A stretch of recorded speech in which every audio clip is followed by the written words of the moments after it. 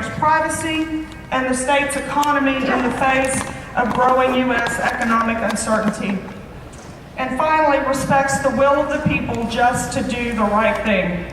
I respect the desire of my fight opponents to be comptroller, but for too long this office has been the home of professional politicians who know their way from the agency to the Capitol better than their way to meet constituents that put them there. For the best part of a decade now, I've traveled this state talking with folks who work hard and pay their taxes. Deborah, I'm sorry, I'm just going to interrupt you for a second. You can use your one rebuttal card if you want to go longer on your intro, and I apologize, I did this last time, forgot to explain the rules before we started. Everybody gets one rebuttal card that's worth a minute, and you can use it in your intro, in your close, or in response to a question if you want to add a minute to your answer, or if somebody says something you want to jump in and say something to them. So if you want to use it now, you can, or you can stop and use it later. They're like gold. So it's up to you. I'm sorry. I should have told you that beforehand. That's my fault. Okay, Representative Harvey Hildebrand. Thank you, Rick. Thank you all for being here. I appreciate this event tonight to hear from all of us. I'm Harvey Hildebrand. I'm running for the Texas Comptroller office. I was born and raised in Uvalde, Texas. I live in Kerrville with my wife, Tracy, and my two beautiful daughters, Haley and Callie. Callie's 11. She still says, "I love you, Daddy." Hugs you and everything. The 16-year-old, not so much. My wife and I just celebrated our 20th wedding anniversary on August 7th. I've been in the legislature for multiple terms. In fact, I served with Rick, served with Raul, served with Glenn, and a number of others that have been here this evening. I'm running for Texas Comptroller because I want to make a difference in that office. I've been in a position as a Ways and Means Chairman to see what works and what's not working as well. The current comptroller is doing some good things with transparency. I support those. I want to continue that. However, there's some things dealing with tax administration and other areas of the office that need to be desperately improved.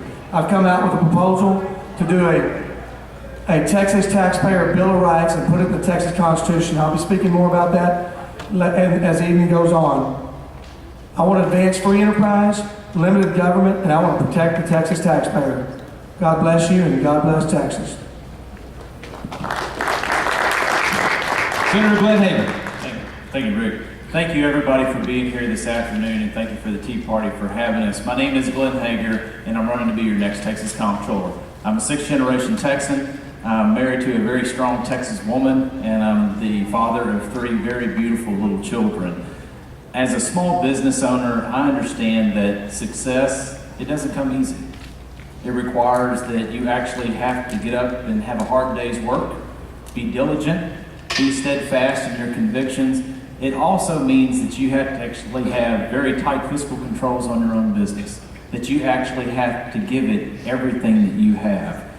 Our Texas economy, in my opinion, is literally the envy of the nation and the envy of the world.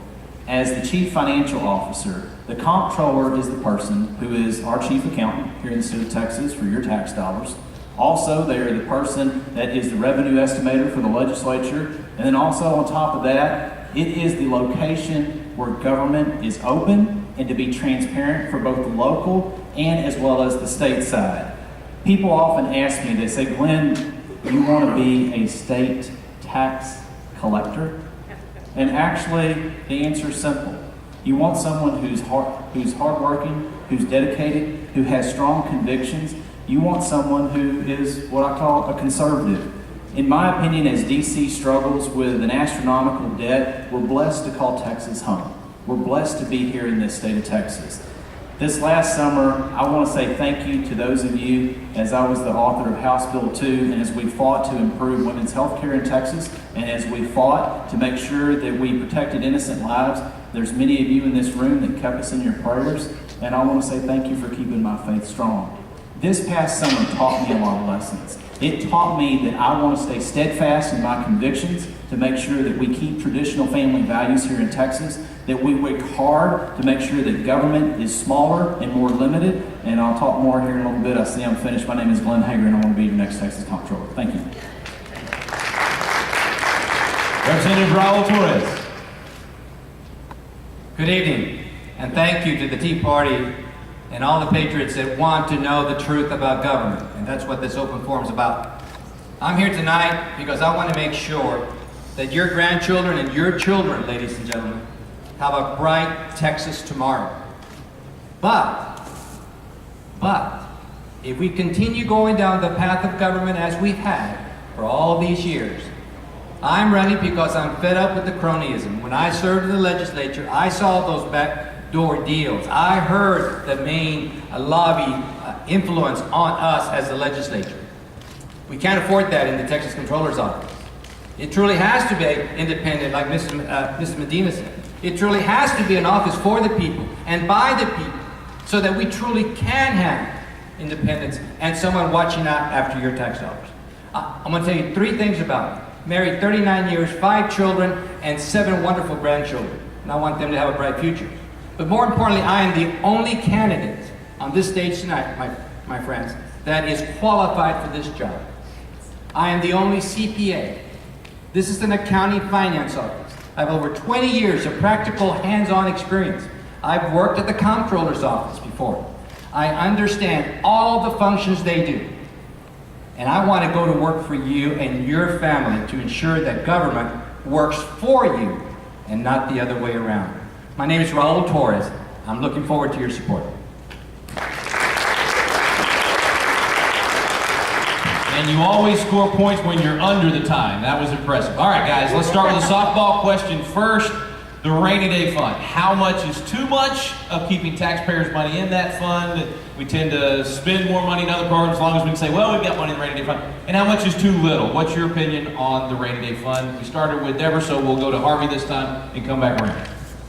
Well, the rainy day fund was created in 1989, and it's worked great for the state of Texas. It's a savings account for Texas taxpayers and for the state. We're blessed by God's blessing of natural resources in our rich oil and gas industry. The severance tax, part of it goes to the rainy day fund, and we build up a savings account of funding there to use when we need it, when we have an emergency, when we have a rainy day.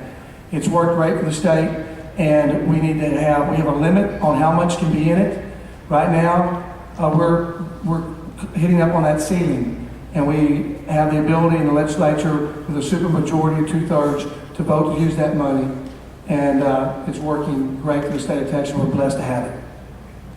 Senator Hegar. Thank you. Yes, Rick. I firmly believe that we are blessed to be in Texas, and we're blessed to have the oil and gas industry, which is the reason there is a rainy day fund. That's where the money comes from, is the oil and gas severance taxes.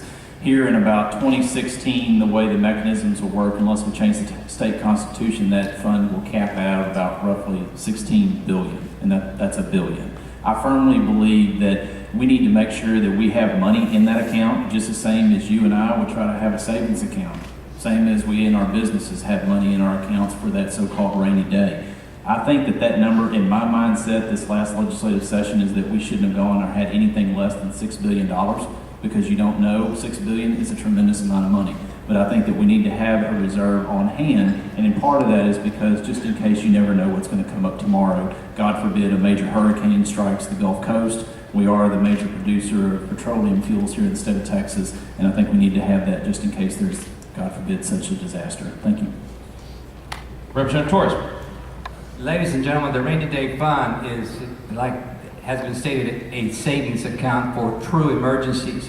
But sometimes when you give the politicians an opportunity to define an emergency, you and I don't agree with those. Is that true? Yeah. But reality, in financial planning, which I'm also a financial advisor, we advise our clients to save at least 6 months of wages or income to ensure that they can pay the bills should something happen in the family home. Well, 6 months for the state, you're looking at about $50 billion. And right now, as Senator Hegar said, we're going to cap out at 16. We're destined to bring in about an extra $3 billion a year for the next 4 or 5 years, thanks to the Eagle Ford. We can do much better than $16 billion, because $16 billion, ladies and gentlemen, with looming costs coming on the horizon, infrastructure, water, education, Medicaid, that's nothing. We've got to be looking down the road a lot further than the way the legislature has been doing in the past. Ms. Medina. Well, I'd agree that for our personal lives, 6 months might be a nice reserve. Most folks who look at government, because that is after all your money, say government ought to keep 3 to 4 months of reserve. For the state of Texas, that would be about $27 billion. However, We've never needed that and we've never used that. So most folks, I think, believe that 12 to 14 billion is a very reasonable reserve. I think the more critical thing is to understand that that reserve right now is primarily based in US dollars. And we better be looking carefully about how safe that is. We talk about economic uncertainty. We need to make sure that we are really protecting the economy of Texas, and that has to be a little bit broader than just counting nickels and dimes. Thank you. Virtually every debate for the last 20 years, or I guess 15, there's been the question of, wasn't the lottery supposed to be for education? Do we dedicate it, blah, blah, blah. Okay, what I really want to know is, as the cost, or not me, this came from our group, the cost, the administrative fees and the commissions have dramatically gone up over the years. As I was given it, it's almost 200 million each for administrative and for commissions. So my question to you guys is, should the distribution of the lottery be reprioritized? Should you guys tweak how it's run so that more of the funding, more of the revenue that's gone into the lottery actually stays in education, or however we're going to do that, but not so much on administrative fees and commissions? And so I think we're over to Senator Hegar. Yes, no, first off, I firmly believe that gambling, one, you can do with your money what you want to. I grew up farming, and so I can tell you, I don't gamble. Why? Because I farm. And so that's the ultimate gamble there is in the world. It's up to God and nature. So I'm a little tight with my money, and that's the only place that I do gamble. But one, you can do with your money what you want, but I do not believe that gambling should be a revenue stream for public education.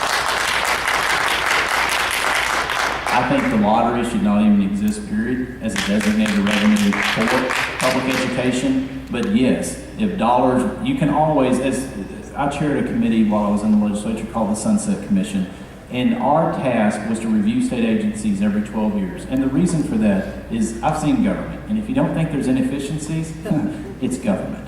The fact is, yes, it always needs to be prioritized if it's going to exist to make sure the maximum of the dollars go to their intended purpose, i.e., what is it? Educating our students. Representative Torres. Thank you, Rick. What I would do, and I wholeheartedly agree with Senator Hegar, me personally, I don't gamble. I don't believe it's in our best interest as a state and for safer family-based communities. But everybody talks about the money coming in, but no one's done a study and actually looking at whether or not you're providing more benefits than costs. I think that should be the examination that should be done. For example, the commissioner of the lottery is the highest paid commissioner in Texas. And his excuse? Well, we make more money than everybody else.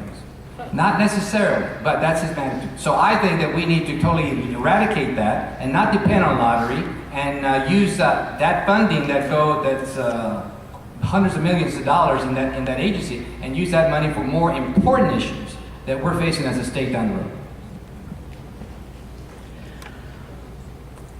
So much of what we talk about when it comes to the fiscal performance of our state and the use of our finances often falls in the lap of the legislature. This is not primarily a comptroller question as to whether we gamble and what we do with the money and how we do with the money, but there is certainly a role for the comptroller to play in auditing every commission in the state and making sure that the information about those audits is readily available to that legislature and is readily available to the public. One of the things that we see typically from the comptroller's office is very objective information, and you hear the legislators say, and give us an opinion, tell us what the effect of that is. I think it's very important. I'm a nurse by profession. We advocate for patients, and I think we need an advocate in the comptroller's office who's going to advocate for the people of Texas. Give the legislature opinions so they make good, sound decisions. Thank you, Rick. When I was there when the legislature adopted the lottery, and I voted against it because my mama told me to. And it was a good vote. The next session, we tried to make sure there was dedicated public education. The Democrats kept us from getting that done. But then when George W. Bush's first term, we were able to get the vote passed through the legislature, dedicating it to public education. In terms of the commissions and all the other fees and costs, it has grown. They do have an attitude. I tried to take on the lottery commission just 2 sessions ago to consolidate it and address the very issues you've raised, Rick. So we do need to do something about it. Okay, now if you don't want to know, close your ears. But the score after 4 innings is 1-0 Cardinals, just so you know. So if you don't want to know, all right. So you guys are our 6th race, and I bet only maybe Pat and Dr. Wilkerson could probably name very quickly every candidate we've met so far between last night and tonight. It all starts running together is what I'm saying. So one of the things that helps us to determine your philosophy and your convictions and the kind of support that you have are endorsements. So who is supporting you that you would like to tell us about tonight? And who went first last time? Glenn went first, so Representative Torres. I could give you a whole bunch of other endorsements in my prior races, but so far in this race, I have not received any big endorsements from big groups other than a Tea Party group from up in North Texas. Ms. Medina. You know, I've traveled around the state of Texas for the better part of the last decade. I'm proud to say that I have the support, affection, and encouragement of 4 years ago, 275,000 grassroots Texans. I think we too often make electoral politics about a personality game. This is not the high school homecoming.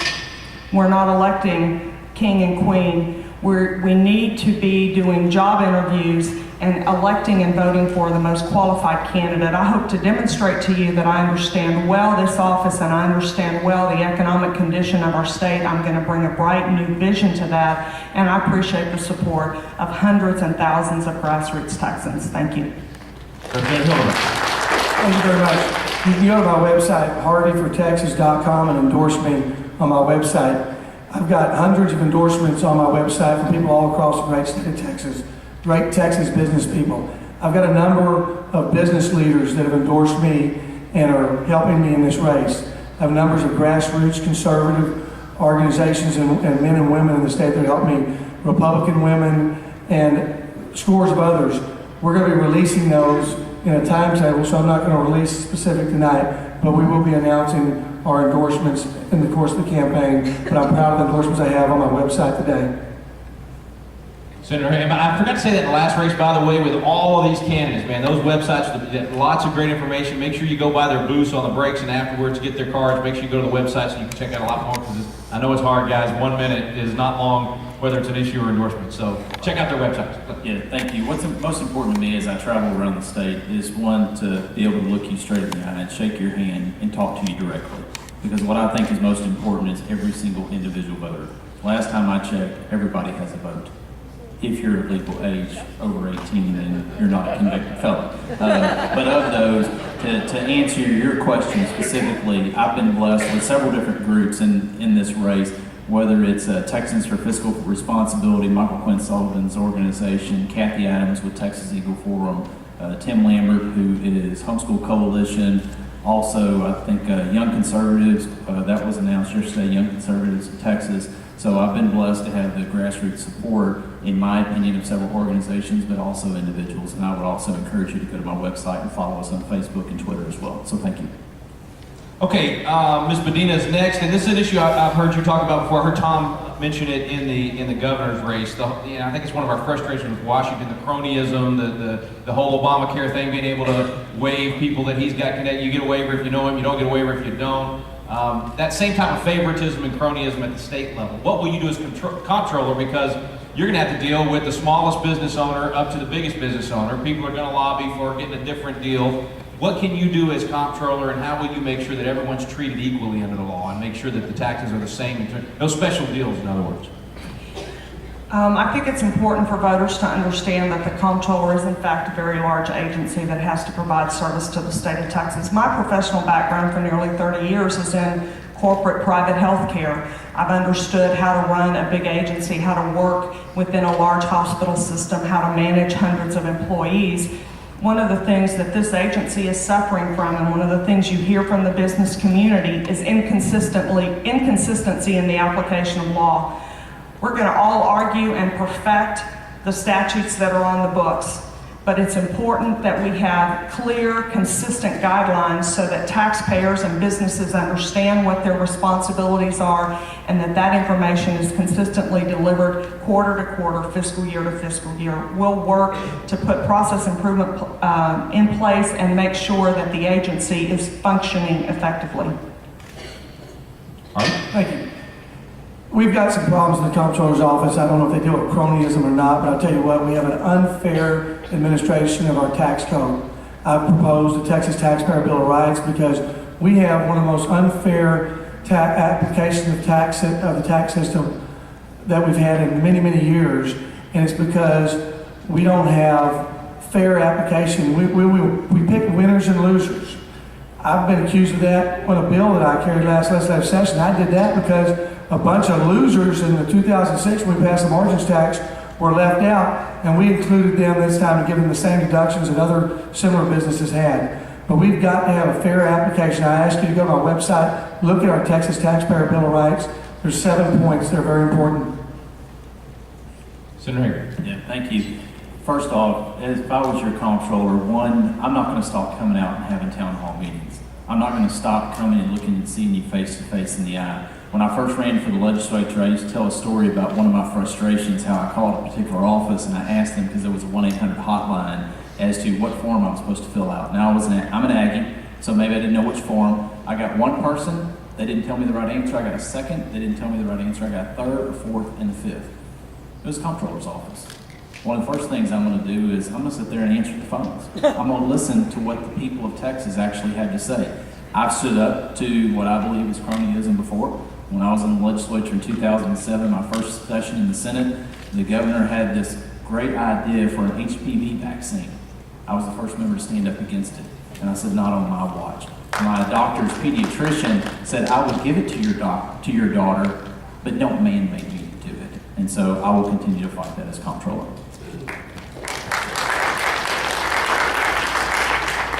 I asked Tom Pocket this in the governor's race, but you guys have a lot to do with, you have this office, the environment in Texas for doing business. So same question I asked him, what do you think the proper role of government is in job creation and intervention in the economy? We have I forget what the governor's fund is called, for enticing businesses to come and that sort of thing. What do you think about that? Should the state have, sort of pick winners and losers in that way, for that type of thing or against it?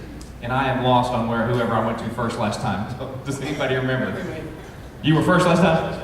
Okay, so it's me. Okay. Yeah. Well, the first thing we need to do is have consistent application of our tax law. We need to have predictable tax policy and predictable enforcement and collection of our tax system. Currently, we don't have that, and we need to do a much better job. Businesses, to help our Texas economy and to help spur it along, we need to send the right signals to our Texas businesses. We need to have them receive signals that say, yes, our tax policy is consistent. I know what my tax exposure is going to be. I know what the liability is going to be. So yes, I can make an investment, open another store, hire more employees, make a profit. We want our Texas businesses to make more money so we can grow the Texas economy, enjoy the great prosperity we've had. I agree that we need to entice good businesses to be here in Texas, but that's called with certainty. What is your tax policy?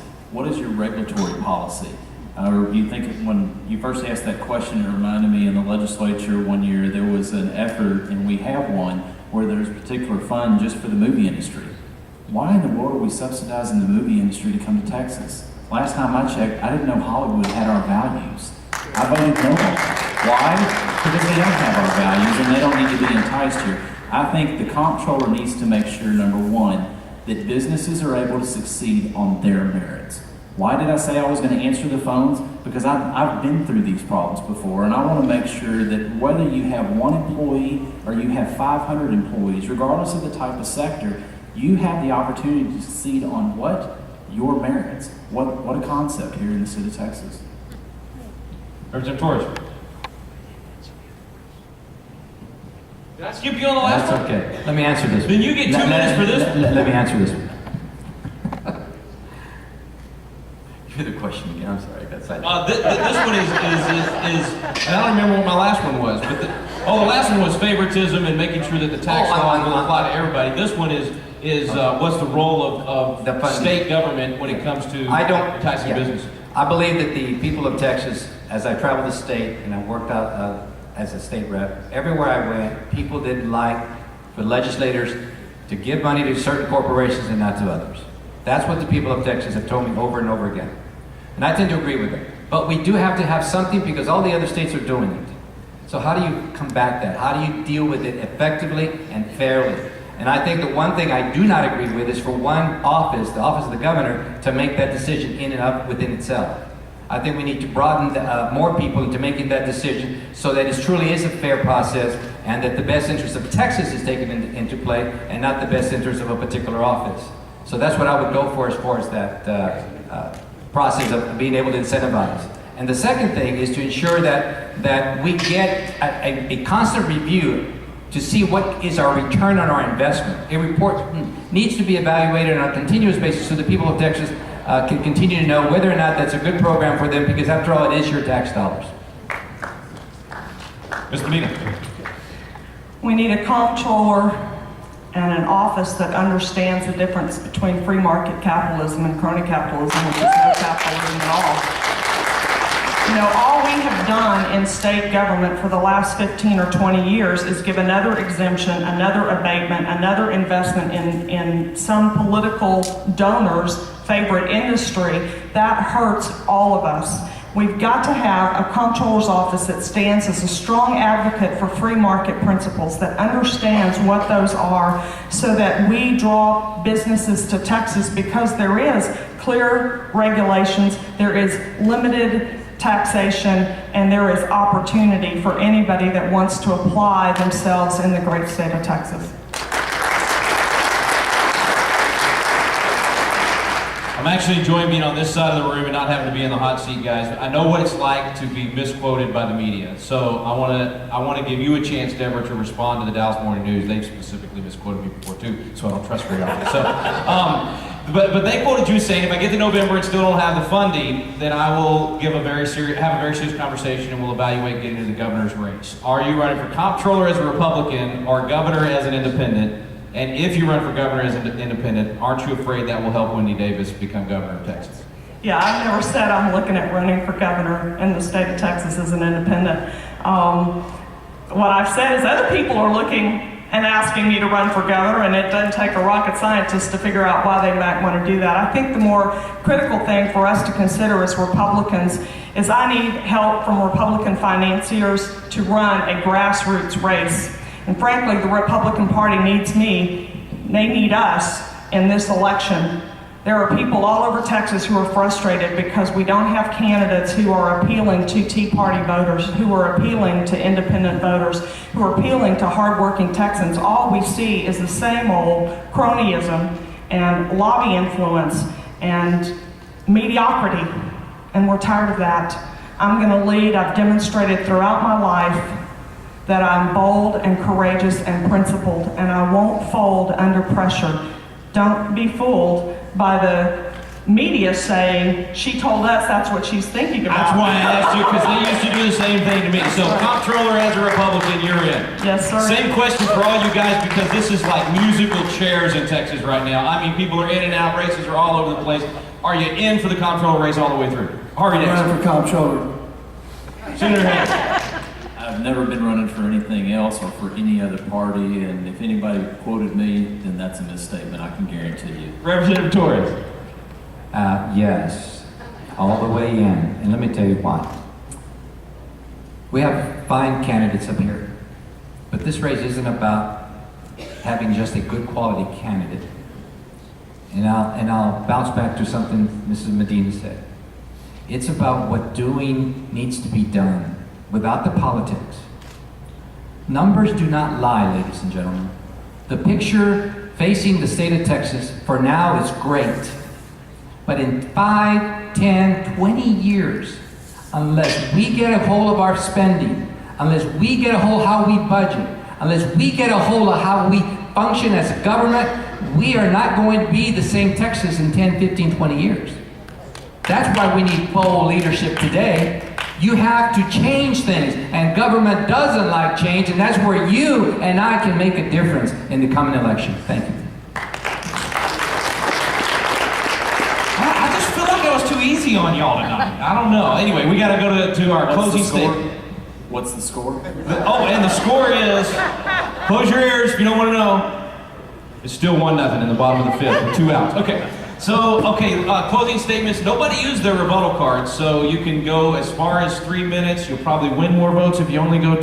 So everybody has their rebuttal card, and what we've been doing is doing the same thing in closing we did at opening, and that way nobody gets first word and last word. So we'll start with you again, Ms. Medina, and go right back, and you'll get to be our last word, Representative Torres. As you've heard, I'm no professional politician. I have no long political record to point to, and you cannot go back and check my voting record in a legislative body because there isn't one.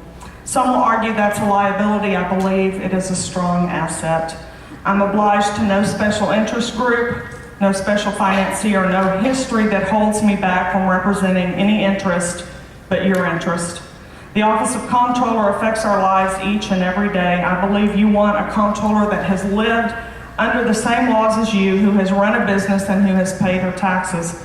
My opponents here tonight bring a long record of legislative service.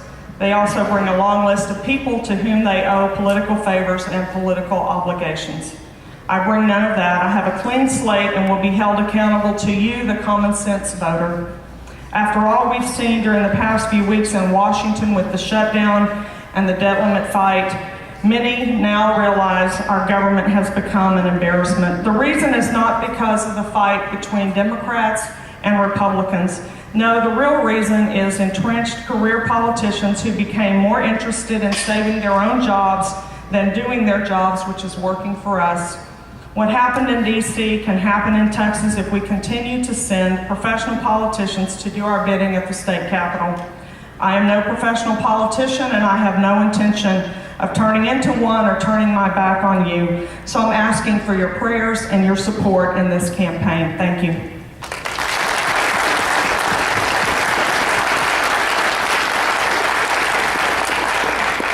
Thank you again for being here this evening and hearing us out.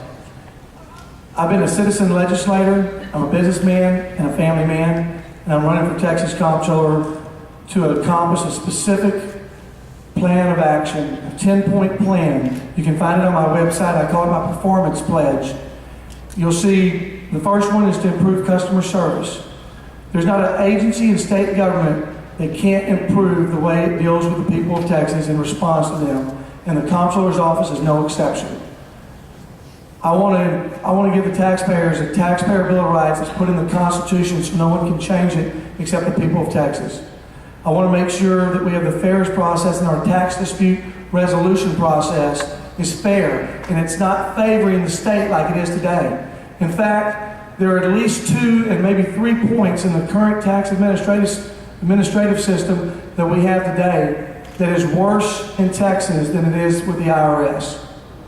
We charge a higher interest rate to our Texas taxpayers when we owe them money, but we charge them more when we owe them money. I mean, we pay them less when we owe them money, but when Texas taxpayers owe us money, we charge them a higher interest rate. That's wrong. I want to stop it. There are a number of other items. On an audit, it's open-ended. They can go for on and on and on. They can reopen a case. The IRS has a 7-year deadline where they can't do that. There are a lot of things that we can improve in the Comptroller's office. It is our CFO, it is our treasurer, and it is our chief tax collector and enforcer. I want to make sure that the Comptroller's office is following the people's representatives' intent when they make our law and our tax policy. I want to make sure the Comptroller's office has a fair application of that administration to make sure we're fair to Texas taxpayers. We send the right signals to Texas business so we can continue to grow business in Texas, attract more business, so we can grow our economy and have the most prosperous state in the country and for many years to come. Thank you. God bless you. God bless Texas.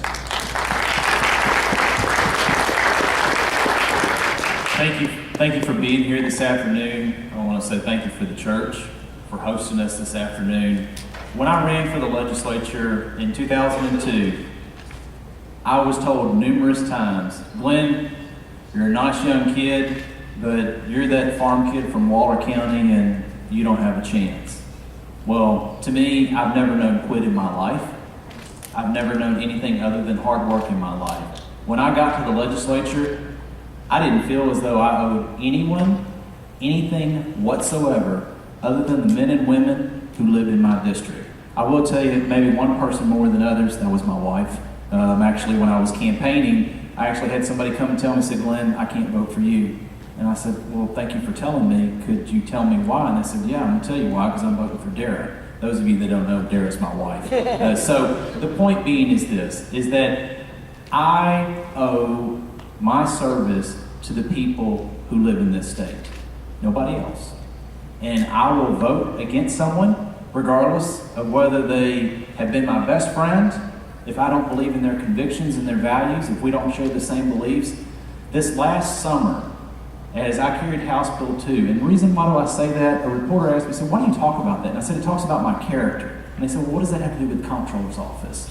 And I thought, if you don't get it, I can't explain it to you. But the fact is why do I talk about it is because it made a difference in my life. It made a difference that it gives me the desire to continue to serve this state.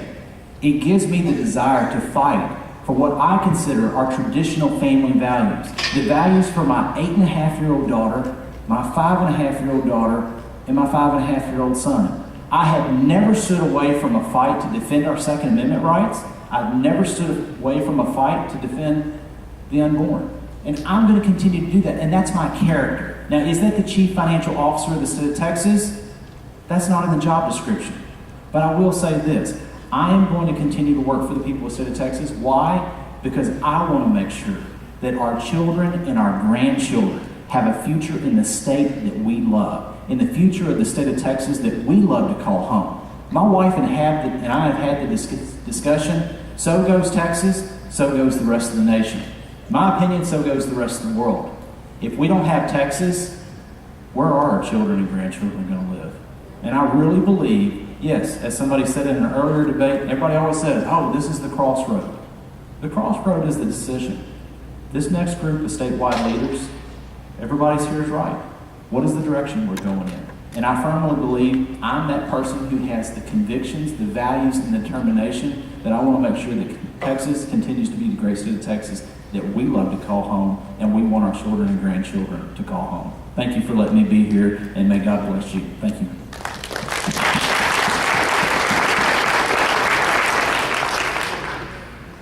Ladies and gentlemen, my name is Raul Torres. I'm the Republican candidate for Texas Comptroller in March election, and I want to ask for your vote. We have here on this stage a lot of qualified candidates. And if I wasn't running, I would actually vote for one of them. We said a lot of important things here tonight, but I think the most important thing you need to know is who is most qualified to navigate through the future is setting the stage and the course for the state of Texas. If the doctor was to tell you that you have a brain tumor, would you go to your family practitioner or to a brain surgeon? I think the answer is obvious. You would go to someone who's been there and done that so that you would get the best care for your health care. You would want somebody who's done it over and over again, who understands the language, understands the procedures, understands the process. Ladies and gentlemen, for this office of Chief Financial Officer, I am that candidate. I am the only CPA running for this office. I am the only candidate who's done audits, who's done the accounting, who's done the financial statement, who's done the forecasting, who has solved financial problems for over 20 years. And we've got our own set. Ask all of our candidates, have they a written plan to navigate Texas in the next 20 years? I do. You can buy it off of Amazon for $3.99. It's called Texas Tomorrow. I did it because I don't want to hide my vision. I want everyone to know what it is.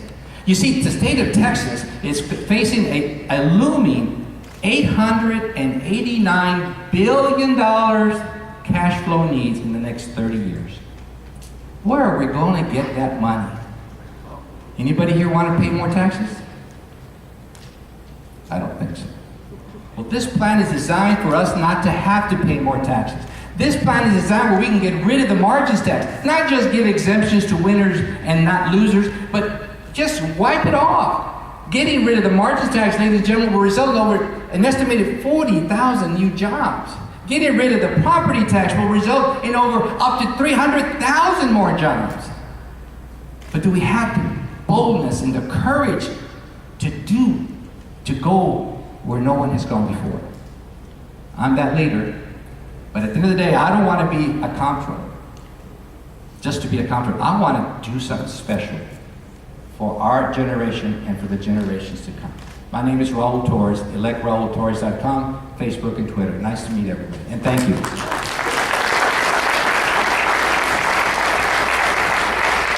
By the way, Raul told me this is y'all's first candidate forum together, right? Thank you for honoring the Montgomery County Tea Party and the Montgomery County Republican Party by letting us be first. Thank y'all for being here. Give our candidates a hand.